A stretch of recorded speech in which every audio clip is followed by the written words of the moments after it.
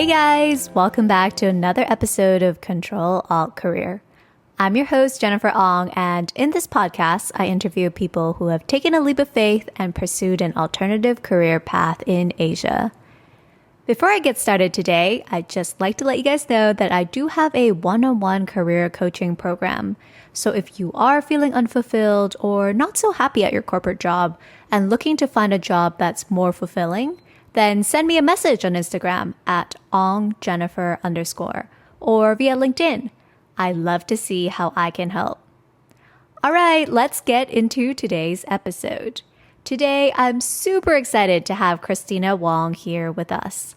Christina is the founder of 10X Study Academy, a company that creates online courses to help students study better.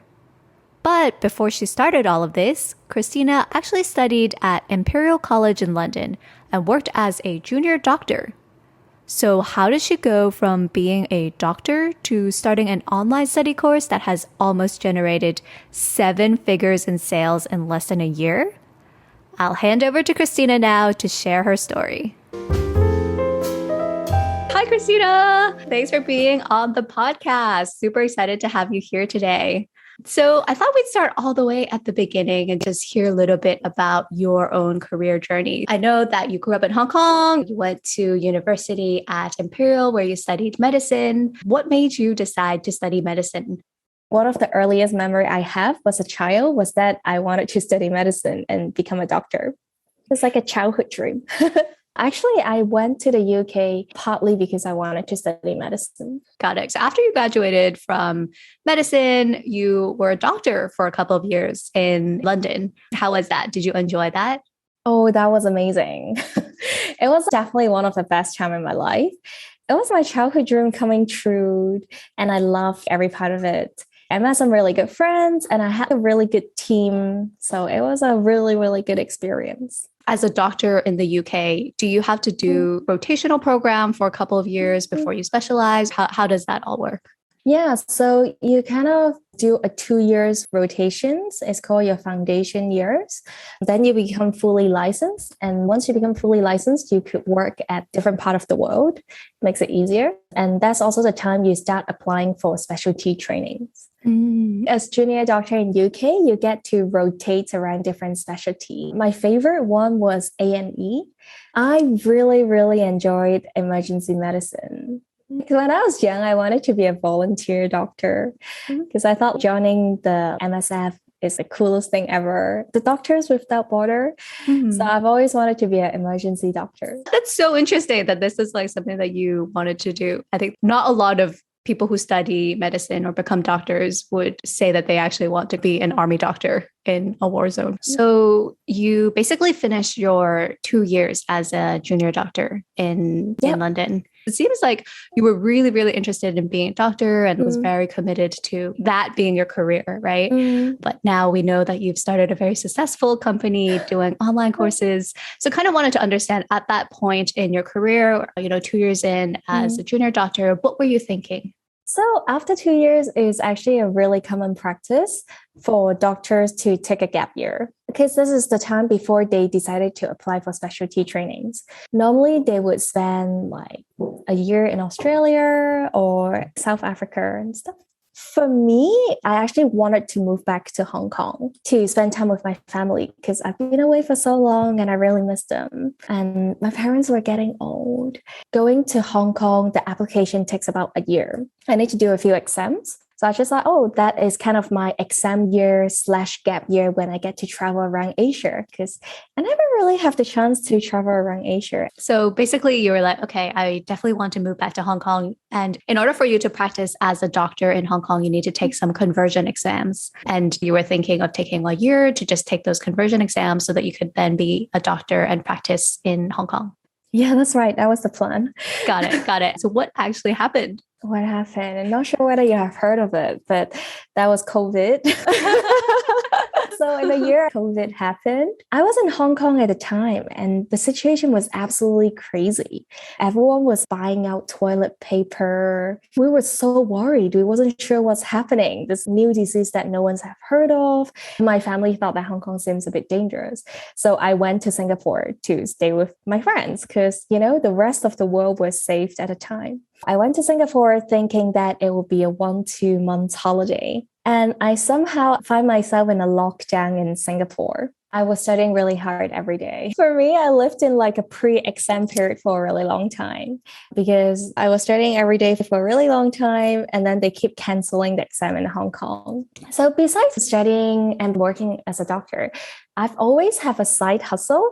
I really like to teach. So at the time, I was doing medical school admission consulting. I was helping people to get into medical school as a passion project. And how did you get started doing that? When I was in secondary school, like I'm talking about 13, 14, I used to be a really terrible student. To the extent that I failed 7 subjects in school and had to go to a new school, repeat a year. If you speak to people in my secondary school, no one would ever believe that I would become a doctor one day. But luckily, I met some really good mentors that taught me how to study. So that was like a complete changing point in my life.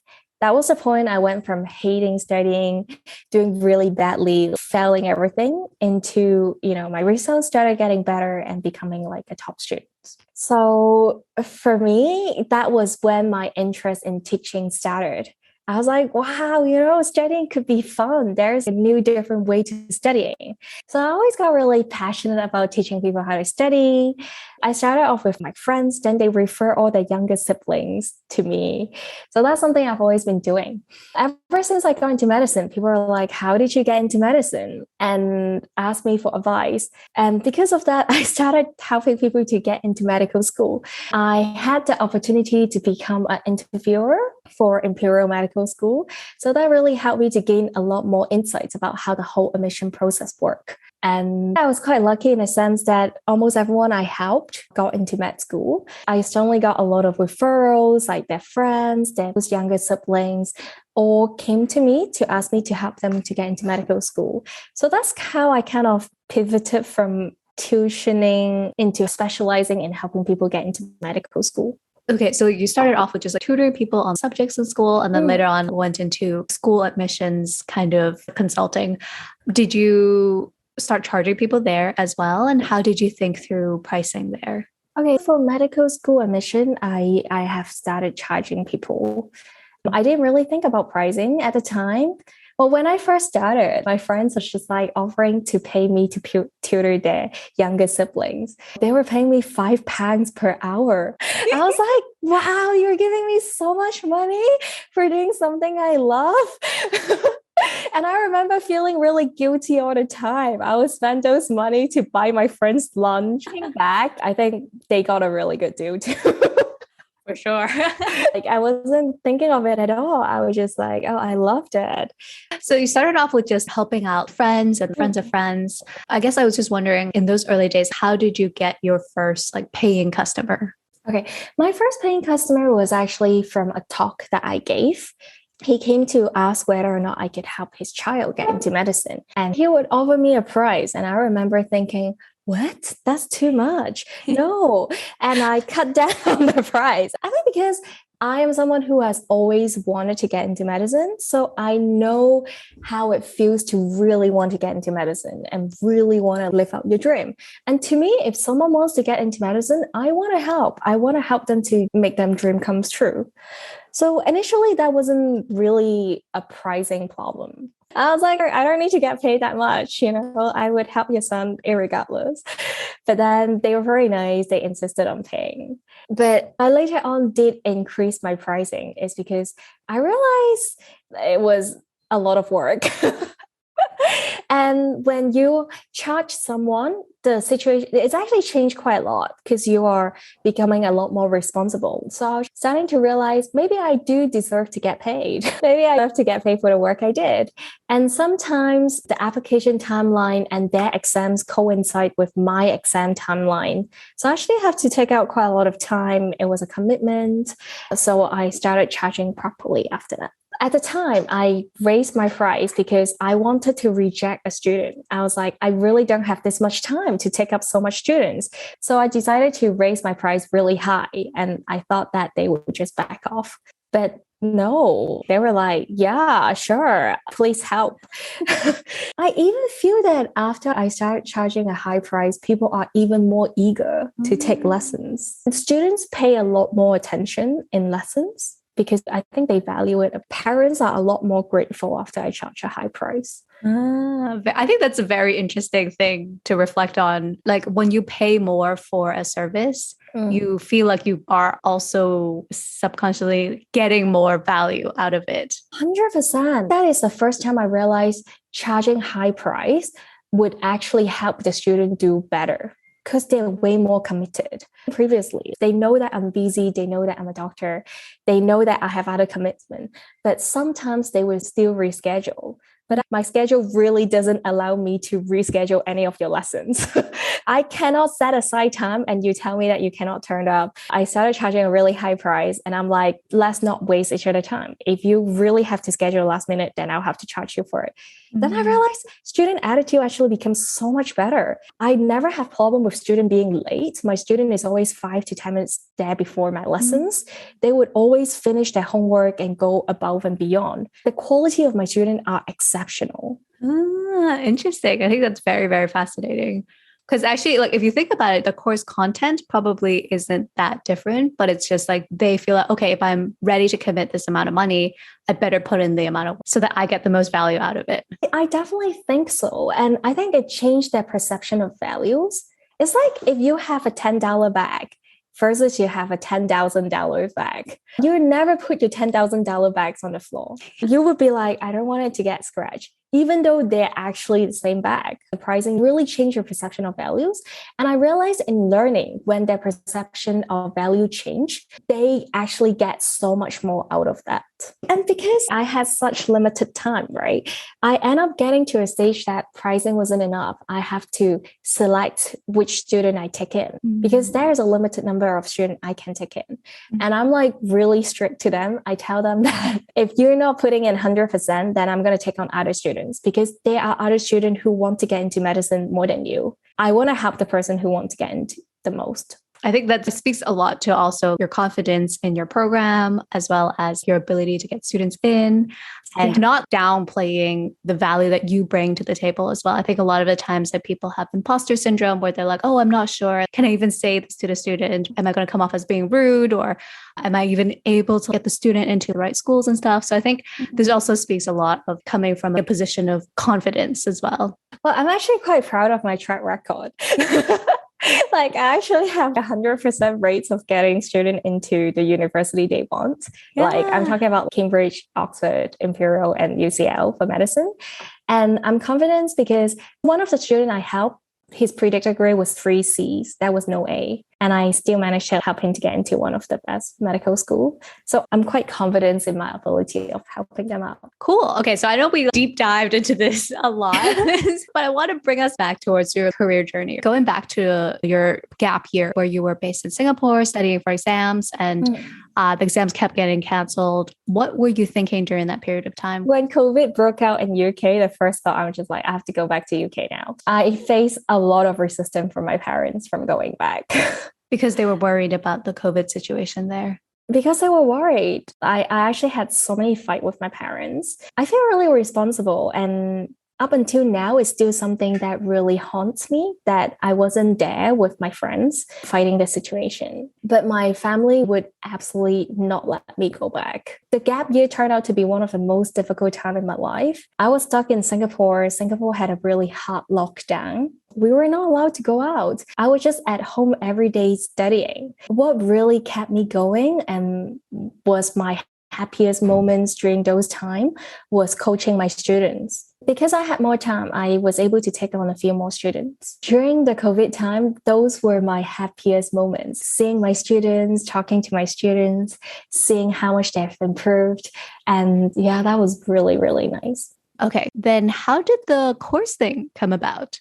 So what happened was I was getting a lot of requests. A lot of people wanted me to coach them, but I felt like I had limited ability to coach so many students because taking on the students is a lot of responsibility. And I wanted to make sure that they get into the med school. And I know that I would be too burnt out if I take on too many students. I was really frustrated that I couldn't help more people. But at the same time, I don't want to sacrifice the teaching quality for the student I already have. Once I coach a few students, I realized a lot of the things that I have to go through is quite repetitive. So I was wondering what could be an efficient way that could help me reach out to more people to limit the effort on my side, because those informations are repetitive. How could I deliver it in a way that is efficient and effective for both me and my students? Got it. Got it. So it's more like scaling so that you could be a lot more efficient with your time. So you were then able to take on a lot more students and be able to help a lot more people. It's very interesting that you decided to start a course on teaching students how to study, which is actually from the outside, at least a little bit different from what you would expect you to go into. So was there a reason why you decided not to do a course on, getting into med school? That's an interesting question. I didn't think of them as different thing at the time. I think that's probably because of my personal background. Like I went from a really bad student to becoming a good student. So for me, my challenge in getting into medicine was always how could I improve my results? And I know there are a lot of people out there who really want to get into medicine, but they couldn't get the results they wanted. So I thought, okay, in order to help people to achieve their dreams, what they need is to get better at their studying. And as I'm teaching students, I find that a lot of this is the repetitive part. I was thinking of how I could share the same information to different students without having to repeat myself. And I thought, oh, okay, I could record it. Initially, I wasn't really thinking of an online course. I was thinking of recording the contents to show my students and then talk it through them. So it was like a recorded component and then a one-to-one component. And I thought that doesn't make sense. Let me just send all the videos to all my students to make sure they watch it.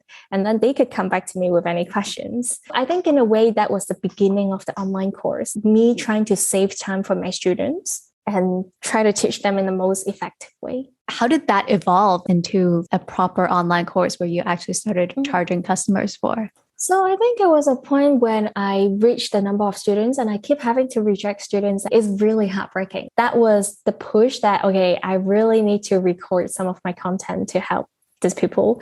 Sometimes they ask me questions and I'll start sending them some of the recordings and they'll be like, oh, this is really helpful. This is really good. So it kind of started from that. The demand of student was the thing that pushed me to build my online course. Because at the time I was just like, okay, I'm going to go back to medicine next year.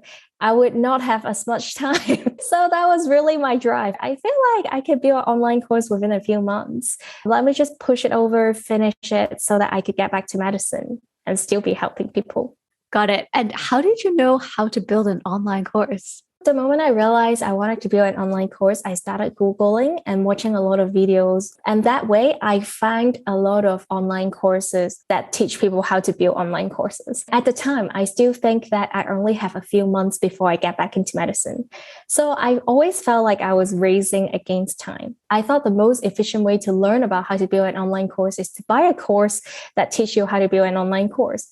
So I bought a bunch of courses and kind of learned from them. Got it. Got it. And were you thinking like, hey, I'm going to invest X dollars into these courses so that I can build this up as quickly as possible? The reason I ask this question is because I think a lot of the times people are like, oh, I can just figure this out myself, just trial and error, watch some free YouTube videos and not invest the money into buying a course that teaches them how to make courses, right? So I wanted to understand from your perspective, how did you think through the investment? Because I know some of these courses can be pretty expensive. That's a really good question. Initially, I definitely went down to, I'm going to do it free. Let me watch YouTube videos. But then I come across some really good videos, and those are from people who has built online course themselves. Those are from people who are selling online course, teaching people how to build online course. And I find them very inspiring and I feel like I want to learn from them. So it wasn't a decision that, I should put aside money to do this. It was like I was watching all the videos and I find those really good contents. And as an educator myself, I really value good teaching. I really want to learn from them. So that was my first course. I remember paying for it and I was like, wow, that's a lot of money. But then what pushed me over the fence was that I think if I want to build an online course, I must understand how it feels to be a student. Like I have to see it from a student perspective in order for me to build a good online courses that student would enjoy. Because I was still really foreign to the idea of online course. I'm like, how could people get so much value? Because I'm someone who really enjoy that one-to-one time with my students. I think, it's great to talk to students and be able to solve their problems. In my head, I still didn't really believe in online course. And I know for me to really believe in online course, I have to be a student once.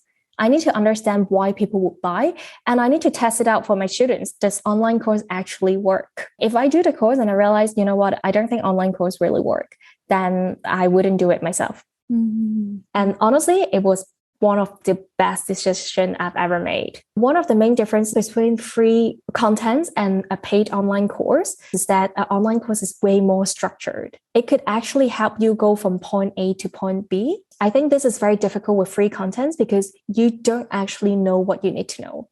You're at a stage where you don't know what you don't know. So it's impossible to learn everything you need from free resources. Secondly, once you pay that money, you put in the commitment. As I mentioned from my own experience, I find that students who pay a lot more because they make the decision to pay that kind of money.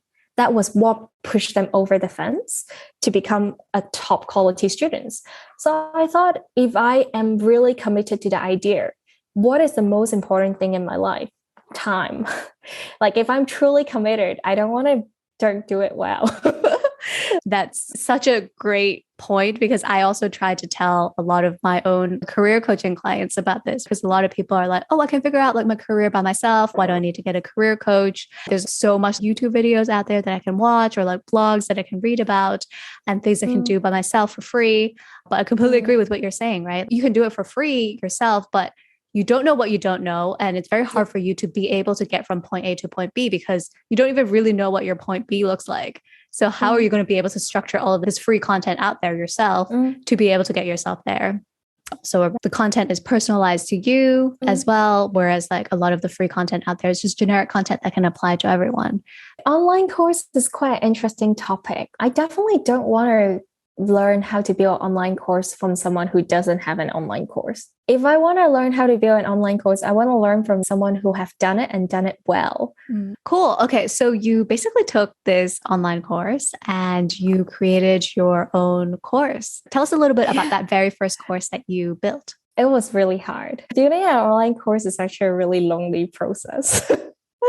Teaching is a lot easier in comparison because when you teach, you get feedback right away and you know whether or not it's good. When you build an online course, you will start having a lot of imposter syndrome. Is this good enough? Is this what people want to learn? And you cannot get feedback right away. I think that's super important to honestly know what your customers want. And that's actually something that a lot of my guests in the show always frequently talk about, whether it is, building an app or creating a product. It's all about, okay, once I've built this, I need to go out and test it with a customer. What does the customer think? Is it resonating with the customer? If it's not resonating with the customer, I got to iterate it and make it better so that it's something that will be useful for the customer. Because at the end of the day, you can create like a beautiful product, a beautiful online course, but if no one cares about it, then no one's going to buy it. So I think it's very, very interesting that that was something that you noticed pretty early on as well. And I actually make a lot of adjustment to my course from the beginning to now. Like when I started off, I was always like, how could I pack the most amounts of content, make it most valuable for students? I packed in so much stuff, like really, really high quality stuff, really high level research. But then I shared it to my students and I realized that's not what they needed the most. I think it's very easy to go into the most difficult things. But sometimes what people need is actually the most basic thing, the most fundamental things. So I actually have to take out a lot of contents that took me ages to research and just go back to the basic because I realized that's what students wanted the most. I recreated the course many times before it officially first launched. So a lot of the content I created was never actually used in the real online courses. I think the first course I released ended up having about 3 hours of content. And that was trimmed down from 10 hours of content. Because I realized when they have too much information, students don't actually want to learn. And sometimes when it's too much for them, they just switch off. So that was like after showing it to a lot of students, getting their feedback, I trim it down to a very simplified version. So did you test it with your own students? I definitely test some of the contents with my students. So for example, I use analogy a lot to help people understand different things. So I definitely test a lot of those analogy with my students and see which one they resonate the best with. But then I just write out, test it on the market. So I built a landing page and I use Facebook ads to drive people to the landing page. So tell us a bit more about that. Was the course free at that point when you're testing it out with them? Oh no, the course was never free because I don't want to be one of those free courses that people download but never watch. For me, it's always very important that I need students to pay for it because what I've learned from my experience is that people value what they pay for. Honestly, if I could give it free and people would still want to learn it, I would totally give it up free. But I just know the reality for people to cherish it and to really learn and make the most out of it, they have to be committed. And one of this commitment is by paying money. So we always have to pay for the course initially. But I did start out with a very low launching price. I think it was 97 USD dollars when we first started launching because I wanted to test the market and I know that we could always increase the price afterwards. I just want to test whether or not this is something that people wanted because it's quite a new idea. I feel like in Asia, we're so used to sending our kids to, oh, your chemistry is bad. Let me send you to chemistry tuition. But it's a foreign and novel idea to be like, oh, your chemistry is bad. Maybe it's not your chemistry. Maybe it's the way you study. Let me teach you how to study. So I definitely want to see how the market responded to that. Okay, so what was the reception like? Overwhelmingly good. So I was quite surprised. Like I thought it would be a lot harder. I thought it would take a lot more time. I thought I would have to do a lot of free content to attract people to go on to the course. But the response was really good. It turns out that this is something that people are interested in. Obviously, I have to tune my marketing messages a few times. Initially, I was like, do you want to get into medicine? This is what you need. Because I'm so used to people wanting to get into medicine and wanting to work hard for it. But then later on, I realized more people would resonate with, do you want to get better results? This is what you need to do. This is how you should study. Got it. So initially, when you first built this, it was more aimed towards students who were studying to get into medicine. But then you actually realized that your course was actually applicable to all types of students, even students that were not interested in medicine, but just wanted to get better grades. At the time, I started getting referral for a student who doesn't want to get into medicine, but they wanted to get my help. And I was just like, oh, why? And it was because they saw how much their friends improved in their grades. And then that was the first time I realized that, oh, I'm a study coach. I'm not just a admission consultant. Got it. So you've launched this course. You got really good reception. Are you open to sharing how many people downloaded your course when you first launched? I don't really remember the numbers and how many people that we sold to. If you ask me what kind of question people write in, then I could answer that question. Because to me, I'm always worried about are students getting much out of it? Are they learning from it? Are they benefiting from it? What are the questions they have? What are the things I could improve on? That was honestly my biggest worry for the first 6 months. Is it really helping people? I'm so nervous about the online course. I want to call up each student and be like, how do you find it? After I launched the course, it wasn't a product that I'm extremely happy with.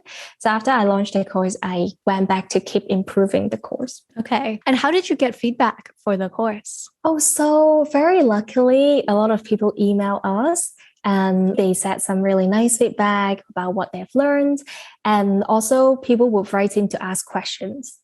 Actually, when I first launched the course, I used to do a weekly Q&A so that I could hear back from the students. Okay, makes sense. I think that's a very nice way of getting feedback. Actually, not really. Okay. I realized it was not a good way at all. Really interesting. Because not many people tune in. Oh, to the and Q&A. if they do, they don't really go and ask questions on Q&A. They would then go back and email me questions.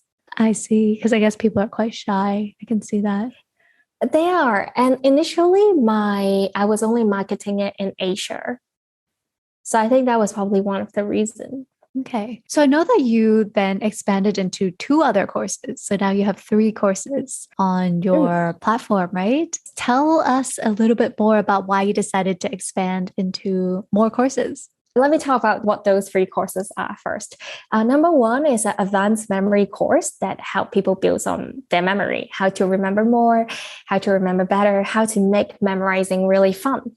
That was the shortest course we have. The second course we have, which is also the first course we launched, is the study techniques course, which teach them what are the four fundamentals of studying. So that is designed to boost people to really get better in their studying, boost their grades in the shortest time by giving them an efficient system. And the last course we have is the mindset course. The mindset course is always the one that I'm most passionate about because mindset is actually the most important thing behind everything. If you don't believe you could do well, even if you have the best opportunity, best resource in this world, you wouldn't do well. If you have a strong mindset, believing in yourself and really striving to achieve what you want, you would do well no matter what the circumstances is. If there is a will, there is a way. So mindset course is something that I really wanted to teach. That is always like my ultimate aim. But the reason I did the study techniques course first is because I thought those skills are a lot more, in a way, teachable. I haven't discovered a system of how I could teach people to have a positive mindset well earlier on. So I thought I would start with something easy because teaching people how to study is actually not hard. Studying is skills that people could just learn. And there's steps and systems that they could follow. But with mindset, I needed more time to learn how to teach that. So you asked me why did I expand it onto those courses? I started with the course that I'm most confident in teaching. Then I built up the mindset course, which is something that I'm most passionate about. And for the advanced memory course, it was because from people's feedback, a lot of people were writing in, they're like, oh, I just want to learn how to improve my memory. Can you teach me more on that? So that was completely based on feedback. So I put that into the advanced memory course where I was able to be a little bit nerdy about neuroscience and how our brain works. And I know that that's what people are there for. Got it. And how long would you say you take to build one of these courses? The absolute time from the moment I put it down on pen and paper and be like, I'm going to build a course, start drafting contents to building it is a few months. Actually, I could also say it's like 10 years of teaching experience. Yeah, exactly. I think building the course may not take a long time, but actually having the content and understanding all of this required so many years of experience. Actually, yes and no. I think what people don't realize is that when they're beginner, they actually have the most to offer.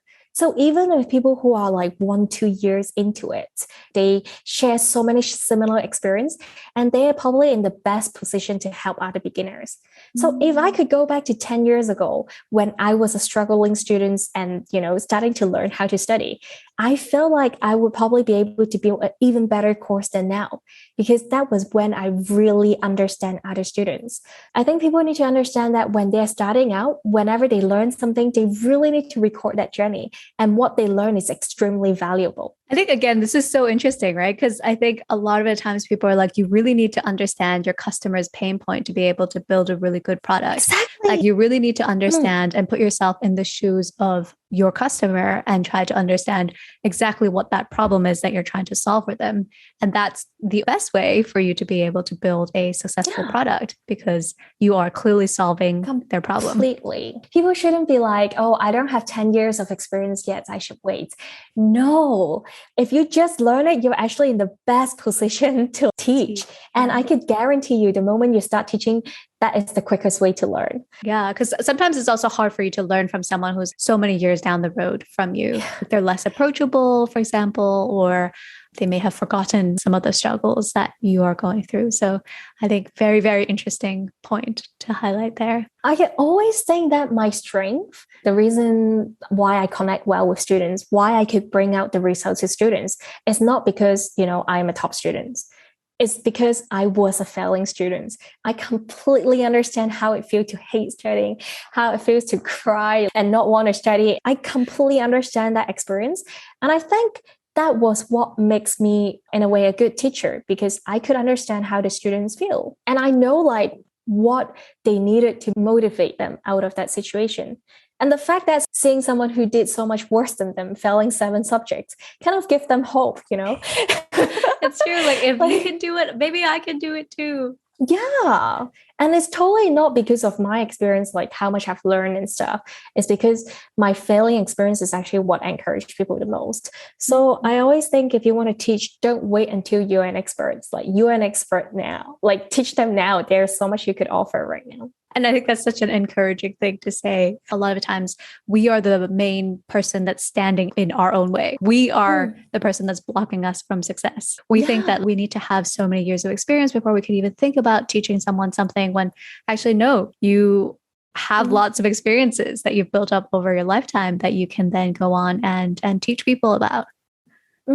Okay, so I'm going to take a step back and just see how all this kind of connects to the broader career story that you've built. So COVID lasted, 2 years. You kind of put your plans to be a doctor kind of on hold. You started this course, and this course honestly saw really, really strong success. You've made 6 figures in sales just in a very short amount of time, in just 6 months or so, which is honestly so amazing. My team just told me that we are on track to hit 1 million quite soon. That's amazing. Oh my God, congratulations. Wow. I am so stunned. I can't believe this. Oh my God, that's so great. On that point, what do you think was the main driver of your success? How do you think you were able to hit this $1 million in, less than a year's time? I think I can't pinpoint what it is that brings me to where I am today, because it comes up a surprise to me as well. But if I were to reflect and think back about what I've done, is from the beginning, I always know what I wanted to achieve. I wanted to help students get better results. I bought a course that I learned a lot from people's experience. I think that saved me a lot of time, because they have already tested out a lot of different methods. They already find out what works well and what doesn't work well. And I am there just, taking a few years of learning experience. Although the course is expensive, but it's probably the best value stuff I've ever bought, because that saved me a few years of time. I actually think it's quite helpful that I never look at the numbers, because I'm quite a competitive person. If I start looking at a number, I'll probably get demoralized really soon. There are times when things that are not working very well, but because I'm only focusing on the products, like I'm only focusing on how the students receiving it, I don't need to think about all those worries. So I didn't really need to have the up and down journey. That's another really interesting point, is like you were very focused on just doing something, because I think sometimes it's very easy for people to overthink and try to overanalyze every situation and try to consider like, oh, what if I did this instead? Or what if I did that? And actually throughout this process, you're wasting a lot of time overthinking instead of actually creating the course itself. So I think actually that's a really, really great point that you brought up, which is focus and just executing and creating something. And I think don't get distracted. A lot of people dive into, what's the best way to do online course? Honestly, just find someone who has done well, someone who resonate with you, and learn from them. I think that's really, really good advice. So I wanted to ask you, your business has done super, super well in such a short amount of time. Honestly, the amount of money that has come in is enough for you to not think about being a doctor, actually. Would this be something you would ever consider pursuing as your full-time career? Or are you still thinking that you would want to go back into being a doctor? Definitely going back to being a doctor. Like 100%, there's no doubt. Being a doctor has always been my dream. It brings me so much joy. Like to me, I really need that human connections. I don't think the number makes that much of a difference to me. My life hasn't changed at all. I'm still living the same way I did. I miss seeing patients in hospital, and I really miss everyone that I worked with. One of the reasons I built the online course was I was thinking about, if I were to go back to medicine, how could I keep that going? I was really thinking about what would be sustainable when I go back to medicine. So I really built it in a way that it will run very smoothly, even if I go back to a full-time medical job. But my dilemma is, do I stay in Asia with my parents? Because I actually haven't seen my parents for the last 2 years, when I was intending to spend 2 years with them.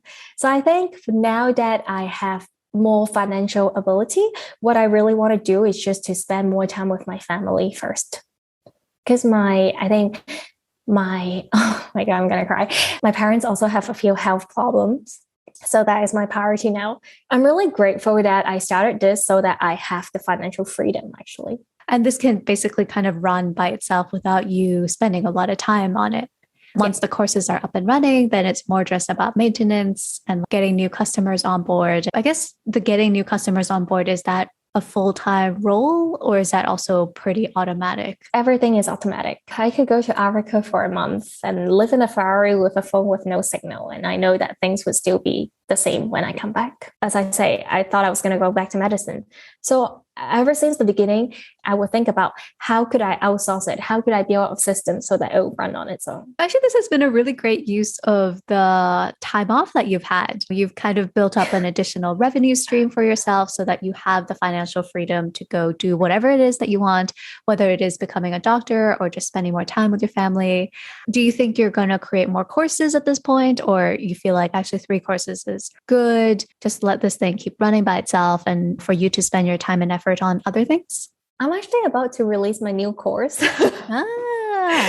Because a lot of my good friends keep asking me, how do I build this online course? And I thought, this is so great. I want to help more people do it. I want to help more people achieve financial freedom. So I'm currently building a course on teaching people how to achieve what I did, basically. That's amazing. And are you launching in the next month or so? I should be launching somewhere in September or October. Woo, very soon. Okay. So I guess after this course launches, do you think that you're going to take a break from all of this, or what's your longer term plan? Honestly, with COVID, it's impossible to plan. I'm still planning to go back to see my family. That's my next big thing. I wanted to ask you, was there anything that you took away from your time in medicine that you feel like really helped you in terms of like building up this very successful online course? That's a very interesting question. I think learning medicine put me in a very humble position, because medicine is a career where you have to constantly learn. So maybe that put me in a position where I feel like I'm a lifelong learner. There's always someone better to learn from. And I'm always looking out for people to learn from. Because I feel like if I didn't buy the online course that taught me how to do online course, I would never be able to do what I'm doing today. I'll probably still be struggling and thinking about what I want to do. So I think that's the first thing. Secondly, probably time management skills. Because in medicine, there's always a deadline. Like you're always in a rush. You always have to do things within a certain time limit. So that put me in a position that I'm so used to be like, okay, I have to get it done by this day. I would set a lot of artificial deadline for myself and be like, I don't care that I hated how I look in a video. Like I have to get a video done today. So that put me in that kind of time management mentality. One of the things that I feel like you are really good at that I've picked up on in this conversation is your ability to execute, right? I think for a lot of people, that's probably the hardest part. They have an idea. They're like, oh, I want to start an online course, but then they get overwhelmed by all the things that come with starting an online course. And so I think that that's one of the key strengths that I picked up on in our conversation today, is that you're really strong at just executing. I never thought I'm good at executing, but I think that was probably something that medicine has taught me. Because in medicine, there's always a million things that you could be doing right now. But the way I think is always, what is the next thing I must do now to stop someone from dying? So I think I definitely have that mentality when it comes to working. Like, what is the most important things that I got to do next? That's something medicine has taught me as well. Yeah. And probably working with people. Because in medicine, you have to work as a team. It's not a one-man's job. You have to learn to delegate. So maybe I'm quite comfortable delegating different tasks. I know you've hired a team around you now, and that's also given you the flexibility to not be so hands-on with the business. Tell us a bit more about that, because I think sometimes that's also the hardest part, right? Is delegating and making sure that the quality is still, very, very good. How do you think about delegating? When there is a task, I always think, do I have to do that task? Can I give it to someone else to do it? If the question is, no, I have to do it, my next question is, can I train someone to do it? And I always think I'm not very talented. There are so many people better than me at so many different things. For example, in terms of designing, I know that that's not my strength. It would take me ages to do it and probably not a very good job. So I'm like, oh, let me find someone who's better at doing that task than me. And how do you find these people? So I started off at internsg.com, just posting online and hiring my first intern. Actually, the first step that pushed me to starting hiring is not so much about thinking about delegating. because that time I already delegated some of my tasks online to some virtual assistant. The thing that pushed me to start hiring my first intern was that I was feeling so lonely because I was in Singapore, I was in lockdown. At the time, I just finished coaching a lot of students. They all got their offers, their exams are all done. So I suddenly went into this period that I don't have someone that I talk to regularly every day. And building an online course, I started to go into that doubts, feel like, oh, do people like this? I was in such a lonely situation that I just when I talk to someone about it. But my imposter syndrome made me feel like, oh, my friends don't want to hear about this. This would be boring. So I thought I would hire someone to listen to me. But it's true. Sometimes entrepreneurship is a very lonely journey. My biggest advice is to hire someone as soon as possible because there will be days that you don't feel like doing anything. But the moment you start paying someone, you'll think, do I want to pay for that person to do nothing with me? Then you will start to think about, is that something that she can do? But then the moment she start working, then you'll be like, oh, I feel bad. Let's just work together. It's a very good way to make sure you stay motivated and keep going. Honestly, my interns are my best coach and they're amazing people. Honestly, I learned so much from them. That's super awesome. So I wanted to ask you a question that I ask all of my guests, which is, in the Western world, a lot of people say, follow your dreams and eventually the money will come. Whereas I think in Asia, there's a lot more expectation around following a more traditional career path. I feel like this is a very interesting question for you because it's not like you have left behind being a doctor to pursue business yourself, but you're actually doing them both at the same time, or that's the goal anyway. So I kind of wanted to hear what your thoughts are on this statement. I think following your dream, following what you're passionate about will be what makes you happy. But what makes you happy can, but doesn't have to make you money. If you want to make money, you have to follow a system. And that's why a traditional career path. And I think if you want to follow your passion and make money at the same time, you could totally do it. But you need to understand that you can't just wake up and feel like, oh, I feel like doing A and I'm going to do it. All you got to do is figure out which direction you want to go into. What is your passion? What do you want to go into? And go and use a system to make money out of it. Use a system to generate success. Use the same kind of effort you would put in your traditional career pathway. It's not that the moment you follow your dream, you don't have to put in effort. If you put in the same effort you put into your traditional career pathway, I'm 100% sure you'll make 1,000, 1,000,000 more. I never expected financial success. All I wanted was to see students emailing me telling that the results has got better. Thank you. That's all I wanted. But I follow my passion of teaching and I follow a system. I learn from people who did well. And yeah, that's how I find myself in a really good position. I really love that answer. That may be my favorite answer so far of every single guest who has come onto the show and who have answered this question. I think that's a perfect answer to this question is like, yes, you can follow your dreams, but you also have to be realistic around it and that you are able to put frameworks around it so that you set yourself up for the highest probability of success. So I really, really like the way that you phrase this. Maybe I should phrase it better. Like if you follow your passion, you'll be happy. If you follow a system, you would get financial success. So if you want to be happy and be financially stable, just pick something that you love and then find a system to do well. I love it. All right. So one last question to wrap up today's conversation. Any parting words or words of advice for our listeners today? I think whatever you want to do, just go for it. Don't be your biggest enemy. I think, again, that goes back to your strong belief around mindset as well. Yes. And like you can also take my mindset course. Yeah, there we go. Like I actually have a lot of parents taking the mindset course and they told me that their work performance has improved a lot. That's amazing. And if people want to find out more about you, where can they go to find out more about you? Oh, they could look up 10xstudy.com. Or if they search 10x, like the alphabet X, 10x study, Dr. Christina, they will find me. And they could follow me on Instagram, which is Dr. Christina_official. Amazing. And I'll add these links onto the show notes to today's episode as well, so you guys can easily connect and learn more about Christina. Well, it was really wonderful talking to you today, Christina. Thanks for sharing your career journey with us and for all the advice that you've given us. Really appreciate your time. Yeah, that was really fun, Jen. We should do this more. And there you have it, my conversation with Christina. Here's a couple key takeaways that I got from this conversation. 1. When building your business, one of the more difficult things to determine is pricing. So I really loved what Christina said when she mentioned that once she started charging higher prices, she actually got higher quality students who were more committed, and those students actually got way better results. I find this so interesting and also quite comforting because we often worry that we might lose out on clients if we sell our products at too high of a price. 2. Don't let imposter syndrome stop you from starting something. You actually don't need years of experience in order to teach someone. It's sometimes very easy as a beginner to wonder, what do I even have to teach someone? How could I possibly start an online course or a YouTube channel? But actually, you have the most to teach someone as a beginner because you actually understand the struggles that your customers are going through the most because you have just gone through them yourself.